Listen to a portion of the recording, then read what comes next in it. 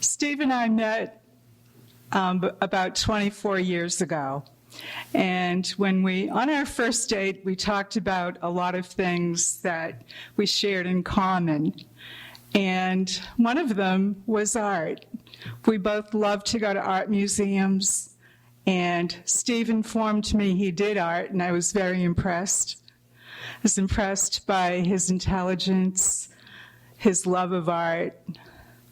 His politics were right. And he was a non-smoker.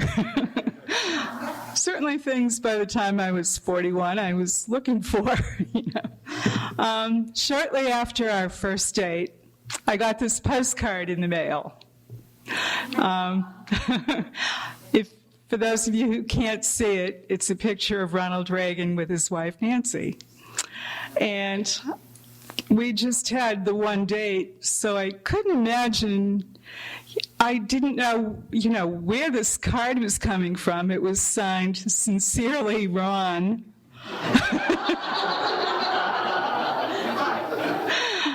It was told from Ron's point of view, but it came from Steve Barrett.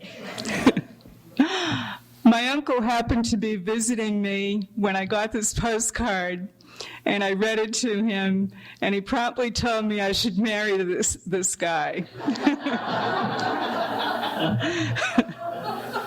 He thought he had a great sense of humor, and I've rewritten the words on my own cards because I have a hard time with the handwriting.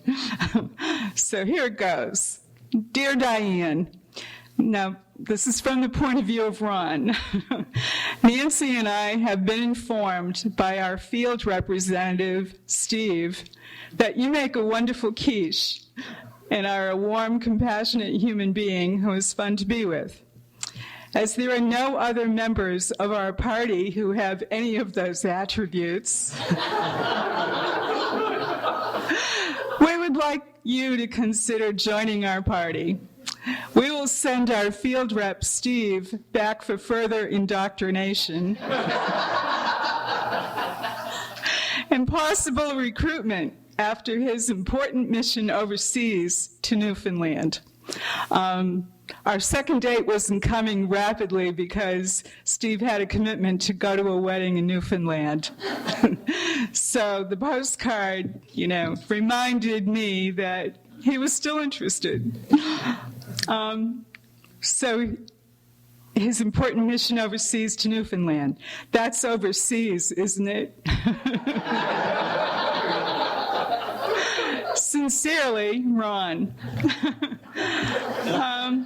Okay, so, how could I refuse a second date with this man? He had a great sense of humor. He belonged to the right political party. So, anyway, we've been together 24 years now. I don't see him doing art nearly enough. He's done more art this past year than he has probably in the last 20. Now that we're both retired, we do plan on painting more. It's definitely in the works. So I'm going to let you hear Steve talk about his spiritual journey through art. You left me almost enough time, Diane. We could just about go right now to coffee.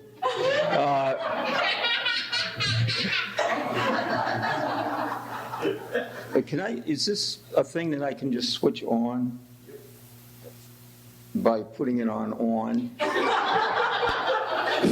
right. Actually, I'm going to stay up here for a little while, and then I'm going to start walking around. One of the things we did this week before we actually, never mind that for now. But let's define our terms. I'm talking about spirituality and abstract art. And what, first of all, is abstract art? And I'll give you one example right now, Maestro.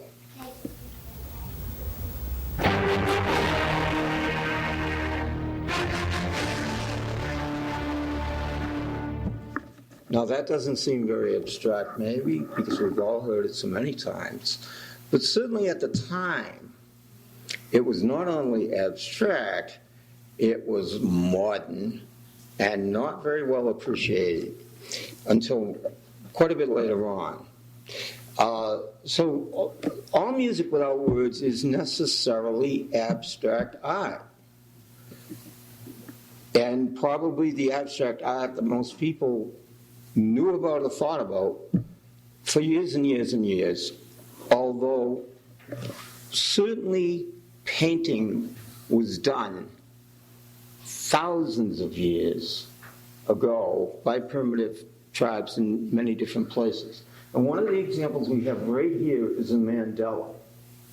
Mandalas go back to the origins of both Buddhism and Hinduism and are seen as religious. They have religious meaning to the people that were making them in the origin. Now, something that Diane and I managed to fit in this week was a trip to the William King Museum to see Circles in the Sand, the Aboriginal art of Australia's Aboriginal people, mainly from one particular part of the Central Desert. And it was amazing. And if you've got the time, if you don't have the time, make the time. Just go and see it. It's really worthwhile. And another thing that can be abstract art is both poetry. Have you ever read E.E. Cummings? Or even sometimes prose. Ulysses by James Joyce can be pretty abstract.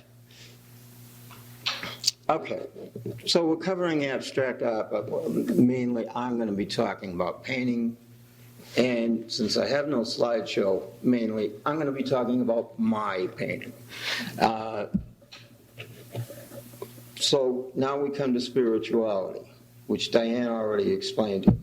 A particular view of spirituality. Whether it is exactly my view, I don't know. In around the early 1900s, there was a movement in painting towards art that was abstract. And Vasily Kandinsky, an artist, and also an art teacher, published in 1911 a book called Concerning the Spiritual in Art.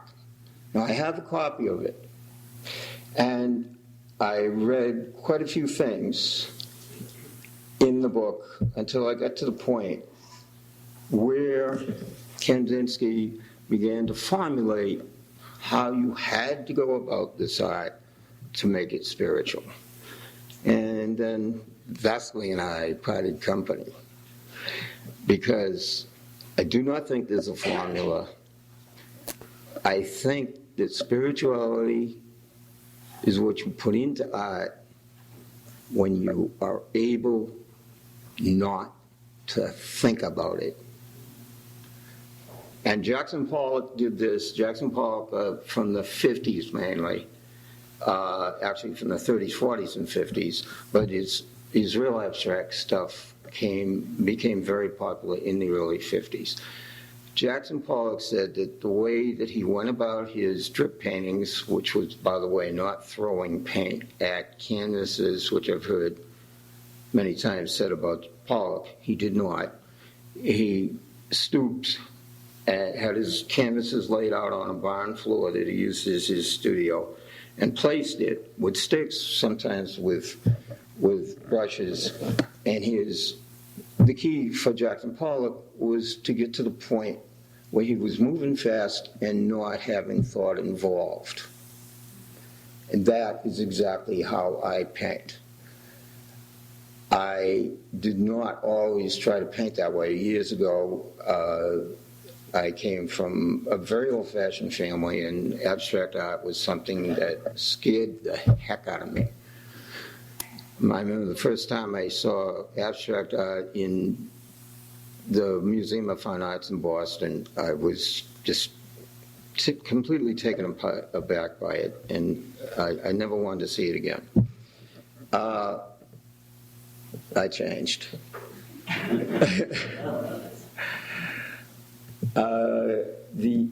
The paintings here are mostly, the ones that I consider good anyway, are the ones where I lost my thought processes. I painted fast so that I would not be able to keep them.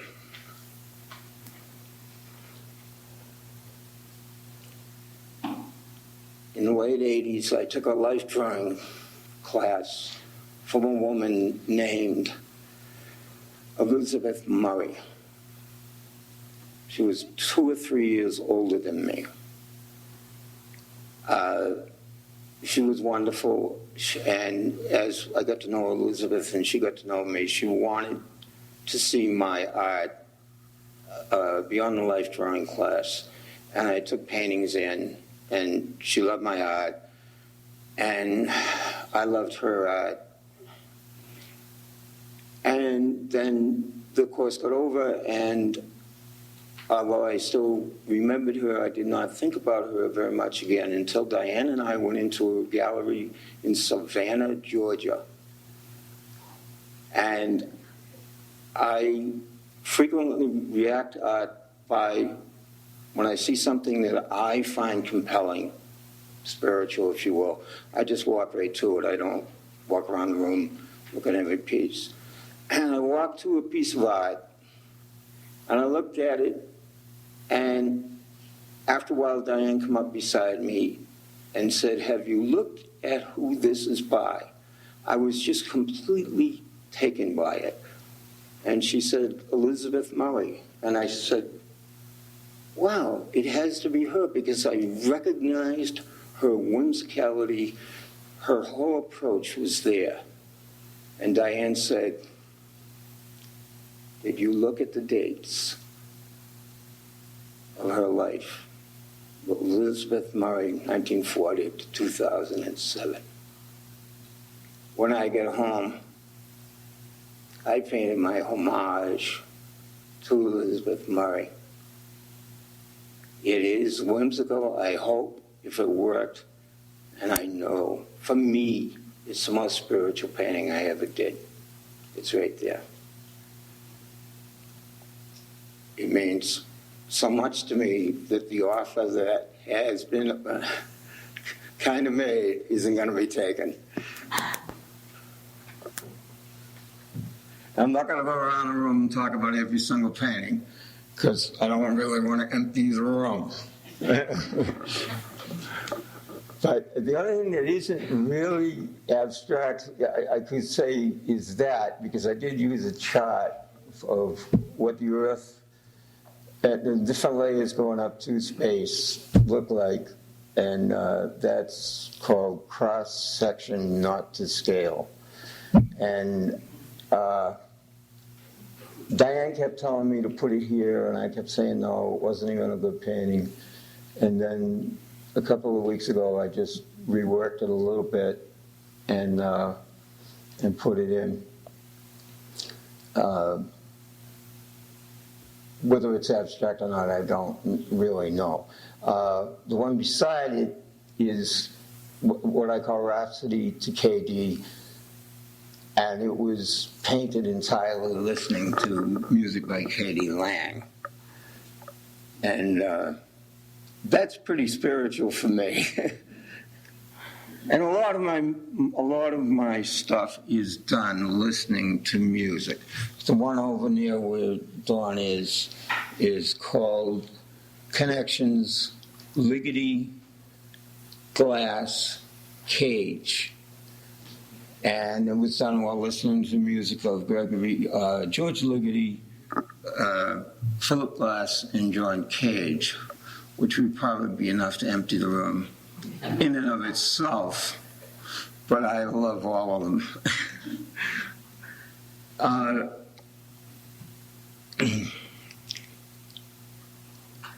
I do want to mention a little bit the way I sign my paintings.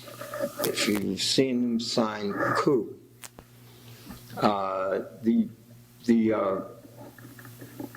my usual response is someone asks me, well, what does coup mean? I will say chaos on order.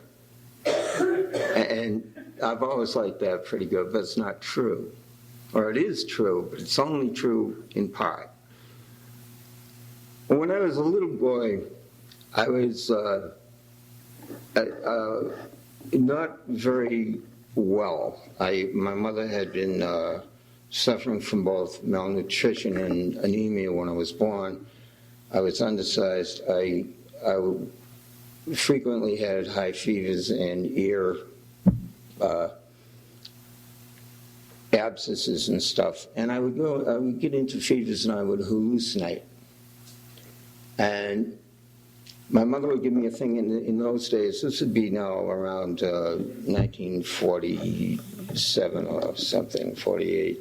And my mother would give me this thing called niter, which was used in those days to take the fever away. And although I was always glad to have the fever go away, I always missed the hallucinations, and which might explain a few things about me. But I used to spend a lot of time in the bathroom. And I lived in a very old house with a wainscoting in the bathroom where the pipes were run up and down, didn't quite make it to the edge, to the corner. And I would sit by the corner and talk to an imaginary being named Coup, who did way more adventurous things than I did and traveled many lands. And Coup, I think, was an alter ego. And I didn't think about Coup after I was maybe 7 until I went to sign my first painting. Signed it Coup. So the alter ego is still in existence. And Coup is what I consider the better part of me, in that he is completely without fear and completely with integrity. Not to say that my integrity is all that bad, but I might compromise a little more than Coup would. But then again, I am Coup. So we don't want to go there, do we? Anyway.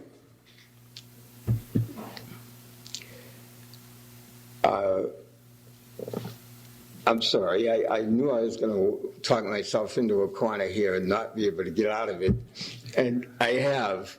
But what I'm going to do is hope that there's going to be a long polyglot. So feel free to ask any questions you'd like, and I will answer them. But I think I'm going to throw it open right now, except for one thing. I have my own words. I want to just finish this, and it's also from the UU World, Summer UU World, and by Doug Muir. Spiritual seekers don't want to talk about words and definitions. They want to talk about the experience of having no words, and they want even more to stop talking and invoke a situation that they will have no words to describe.